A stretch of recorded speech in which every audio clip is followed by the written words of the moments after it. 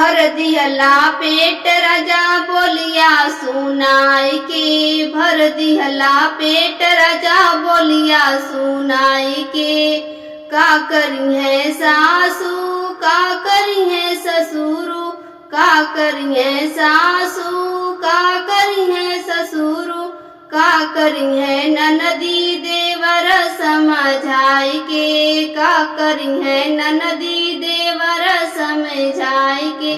चल जाबै नैहर बीरनवा बुलाई के, चल जाबै नैहर बीरनवा बुलाई के।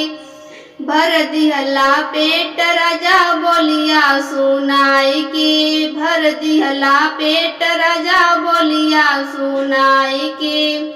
का करी है जेठ का करी है जेठनी, का करी है जेठ का करी है जेठनी, का करी है गौआ का लोग समझाई के, का करी है गौआ का लोग समझाई के।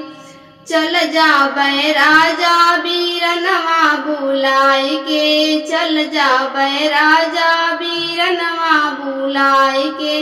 भर दिहला पेट राजा बोलिया सुनाई के, भर दिहला पेट राजा बोलिया सुनाई के। प्लीज मेरा गाना अच्छा लगा हो तो सब्सक्राइब करें, लाइक करें और कमेंट करके बताएं मेरा गाना कैसा लगा।